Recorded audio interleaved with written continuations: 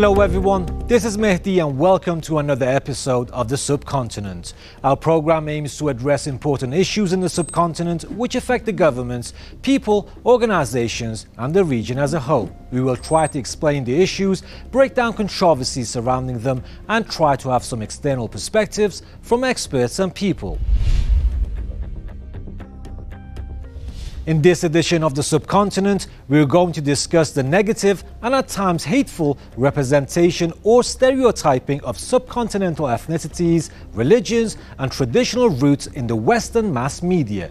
And we will try to dissect the factors perpetuating such deep misconceptions throughout the Western culture and societies. In today's world, we are greatly influenced by what we read and watch in media. Most of the people learn about the cultures of the world through their representations in different types of media productions they consume. But what do you do if media companies or outlets, especially those with the greatest number of audiences, try to show a small sliver of the complex realities of a culture or country? Like many other ethnicities or cultures, Indians are victims of negative or hateful stereotyping, particularly in Western media productions. Exchange of information has never been this easy throughout the human history, but like any other feats of human advancement, this comes with its own caveats. Today, most of the people learn about the world from media, which is filled with cases of misrepresentation and false news. And the prejudice against Indians or the subcontinental culture in general has been manifesting itself in many ways, from insults on social media to bigoted remarks by high-ranking officials or authorities. No matter where they live, modern human beings rely heavily on what the media show and tell them about the current global affairs. But India's image in media is sometimes far from the truth. People, especially in Western countries, associate India with all the clichés and stereotypes that their media firms are feeding them, which is vastly dominated by stories about environmental or social problems such as poverty, drought, heat or pollution. A negative stereotype is a label that purports to describe the undesirable, objectionable or unacceptable qualities and characteristics of the members of a particular group or social category. Stereotypes may have some truth in their kernels, but they may never represent an accurate picture. One may think that people are not as likely to be typecast by their looks, accents or ethnicities as they once were. But some of these negative and untrue representations about the subcontinent are sunken to the collective consciousness of Westerners, because these are all they are hearing from India.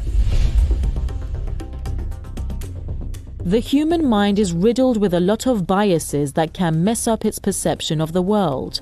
Some of these biases fit best the propaganda of many media companies that know and sometimes manipulate their audience through them.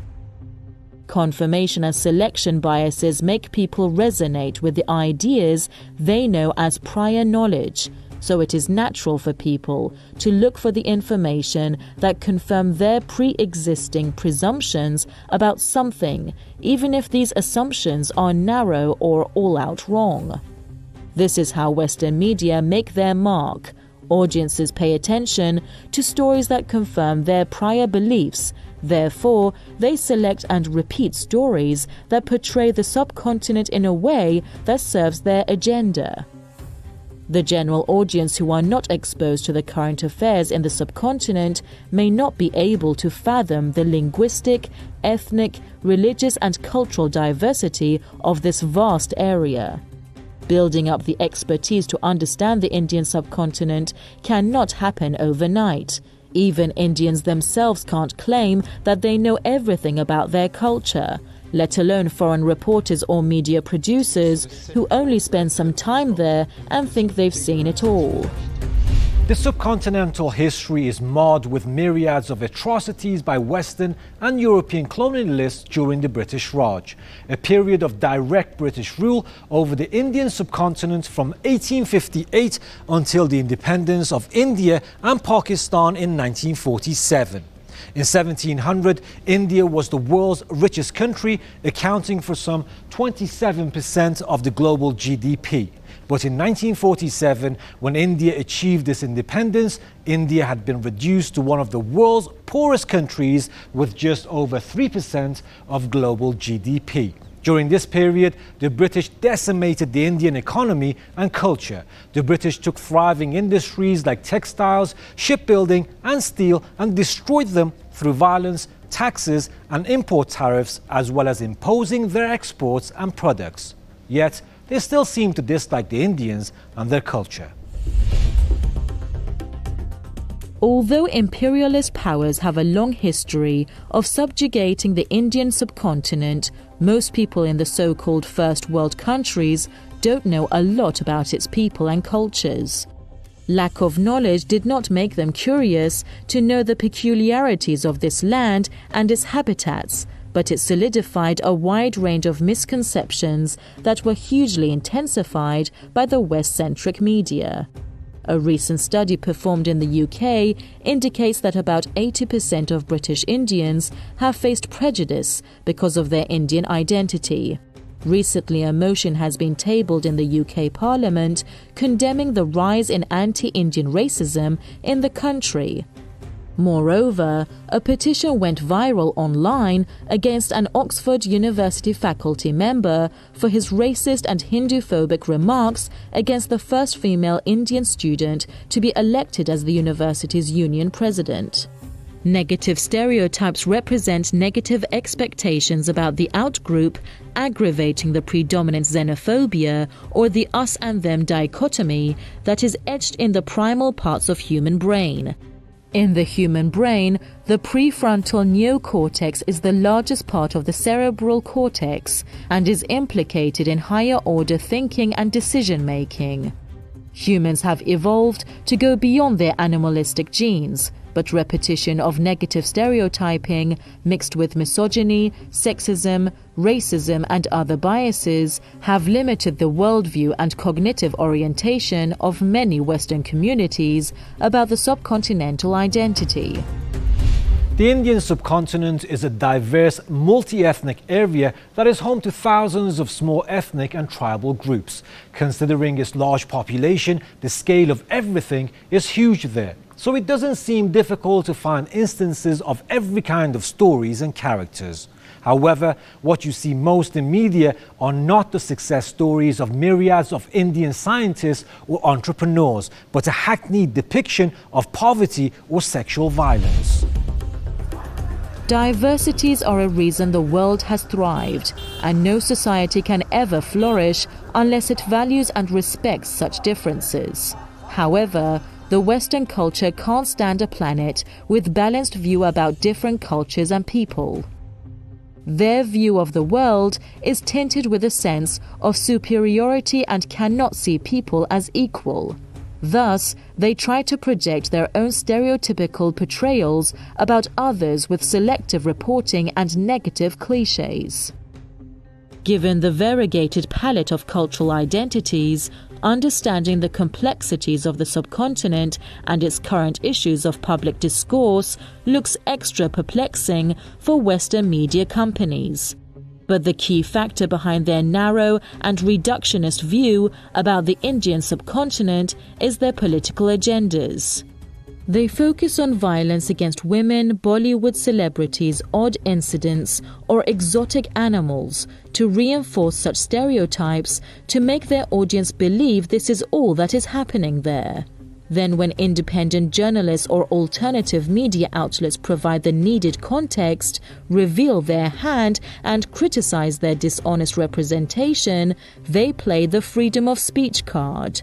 Negative stereotypes are perpetuated as long as the majority of media is controlled by a few imperialist countries or corporates that benefit from more tribalism and xenophobia.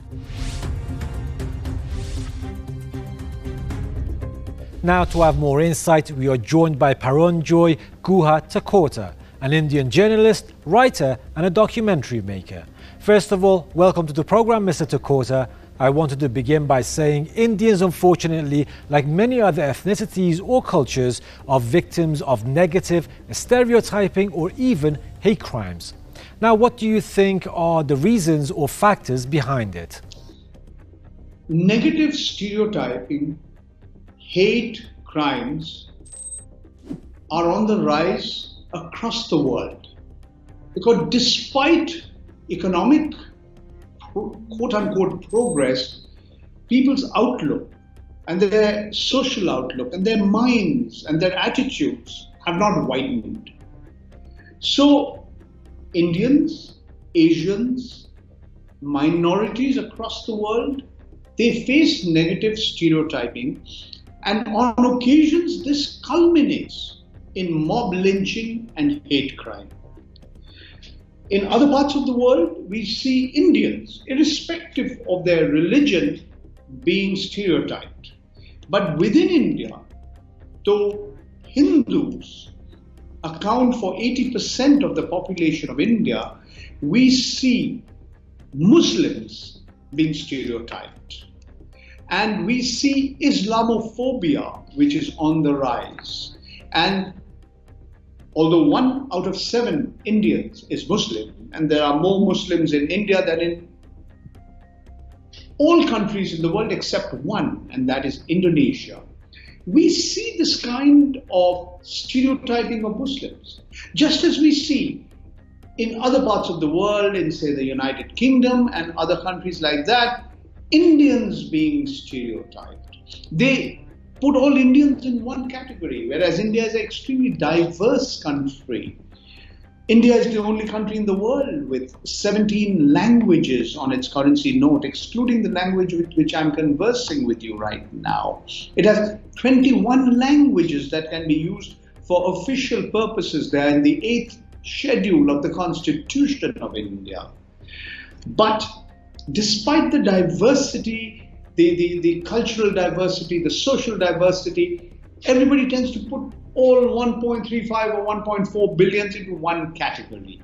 Many people across the world don't know the difference between Hindi, which is a language, and Hindu, which is a religion.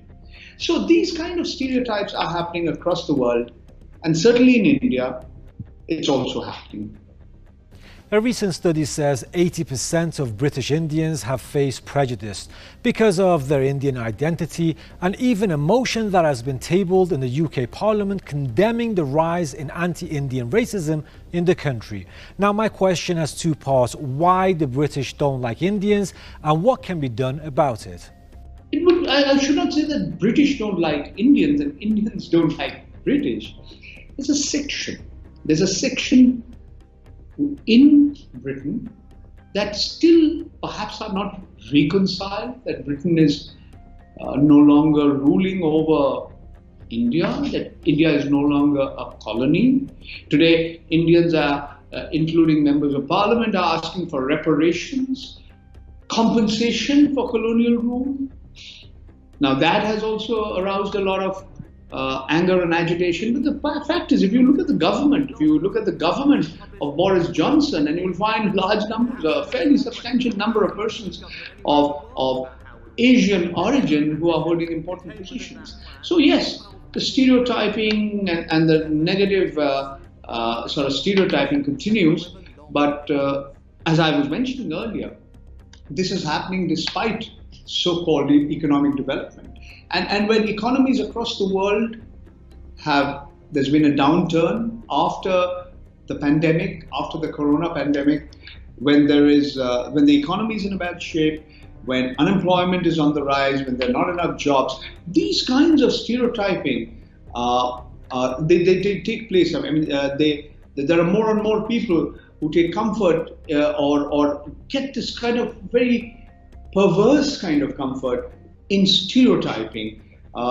Maybe the word comfort is not the right word, but they have been indoctrinated and brainwashed into believing that their problems are because of the other. And when you say the other, the enemy, you tend to focus on minorities, you tend to focus on people whose color of their skin is different from yours. And we see this happening across the world, and it's not just in the United Kingdom. We've seen it happening in the United States, and we saw the reaction, the Black Lives Matter movement. We see this across the world. We see this particularly in countries which are ruled by right-wing demagogues. So at one level, this is a phenomenon, it's a global phenomenon. Thank you, Mr. Thakota. Now let's take a look at how the global media talk about the negative profiling of the subcontinental culture. Indian misrepresentation in media has been prevalent since Indian characters emerged in American entertainment. Indians have constantly been inaccurately represented in TV shows and movies, further contributing to false images about their personalities and culture. Redefining the stereotypes Indians have become subject to is the only way Indians will begin to feel like their culture is respected. Language is a powerful medium through which unconscious bias and prejudice against certain nationalities is reinforced. Research shows that jokes which rely on stereotypes towards certain groups and communities create a climate where discrimination is normalized, shifting the social milestones for what constitutes racism and xenophobia. People must address this normalized language and understand the impact that unconscious biases have if we want to live in a country which is equal and fair, and where people like me are not judged or ridiculed based on the color of our skin. Abhijit Sarkar, an Oxford University faculty who had unleashed the Hindu-phobic attack against Rashmi Samant, the first female Indian student to be elected as president of the Oxford University Students' Union, is now facing the heat from netizens. An online petition against Abhijit Sarkar has gone viral on Twitter. The petition demands that Oxford University should investigate Abhijit Sarkar's nasty demeanour on social media and suspend him till the investigations are done. The British national curriculum needs to better educate students on colonial history and its impact. Setting up a task force to understand the impacts of colonialism on modern Britain is a necessary first step. Indian languages should be offered as an option at schools, particularly given India's economic growth.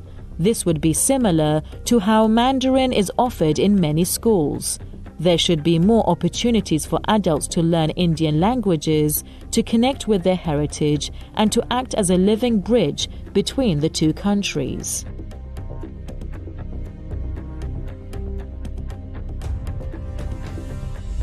Sorry for the wait, Mr. Thakota. As you know, a petition has gone viral online against an Oxford University faculty member for his racist and Hindu-phobic remarks against the first female Indian student to be elected as the university's union president. Now, do you believe such campaigns can reduce racial attacks? The recent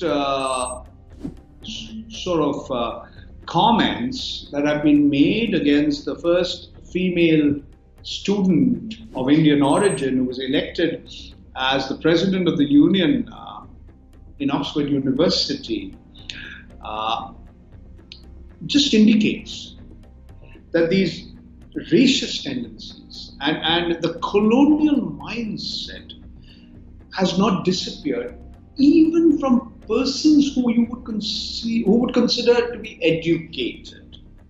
You believe that education, especially education in a reputed educational institution, in a reputed university, would make your mind a little broader. That you would be not just tolerant, you wouldn't be negatively stereotyping persons who don't look like you, who don't come from, whose origins are different from yours, whose ethnic background is different from yours, who may not speak English in the same language, in the same accent that you do, whose color of skin, the color of that person's skin may be different. But you find that this strong colonial mindset and racist attitudes are prevalent and strong, even in persons you would consider, quote unquote, educated.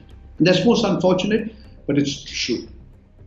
Today, prejudice against Indians manifests itself in many ways through insults on social media and even bigoted remarks in Western mainstream or printed media.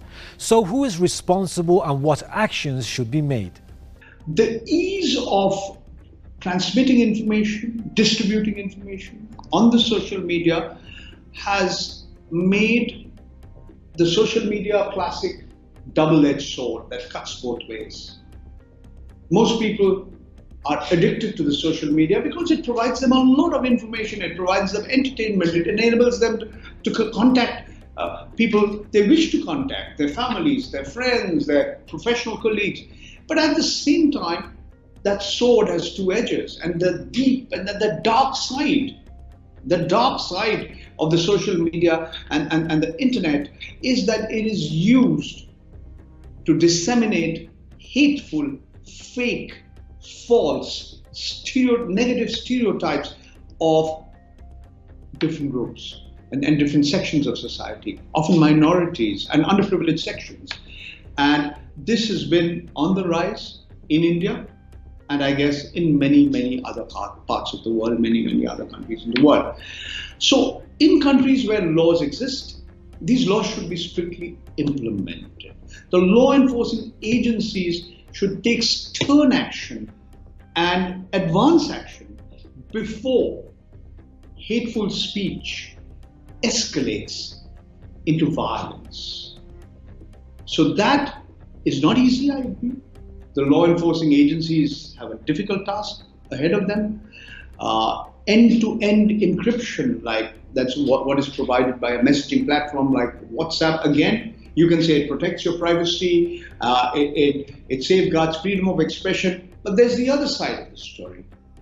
Freedom of expression is not the freedom to propagate hate.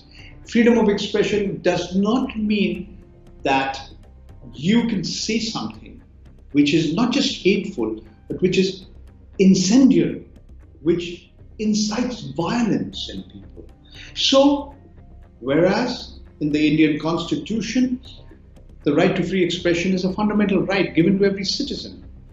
There is also Article 19(2), which imposes what are called reasonable restrictions on the right to free speech. The problem is this word reasonable. Who decides what is reasonable? And that leaves for a lot of scope for arbitrary interpretation of the rules and the laws. I think all countries in the world should implement laws which act against those who spread hate speech. On that note, I would like to thank Mr. Takota for his precious time and knowledge. And now, let's take a look at people's opinion on this matter on social media and cyberspace. Politics of Envy believes the Hinduphobia in the UK is mixed with the Islamophobia, and these problems cannot be resolved in isolation. Anubis has talked about the high rates of Hinduphobia in Germany, suggesting that German media outlets should employ more Indian writers or journalists. Sai Swarupa has talked a lot about the Hinduphobia in the mainstream media. She points out that in every major global development, the Western media tries to project that India is on the wrong side. Abish Banerjee is a stern critic of Indian liberals. He says they are somehow highlighting the Hinduphobia to downgrade the rise of India as a country. And that was our episode on the negative stereotyping of the subcontinental identity in the Western media and culture. To watch bits and pieces of our show and more subcontinental updates, follow us on social media platforms and don't forget to give us your feedback. We shall meet again, same time, same day next week. So till then, take care.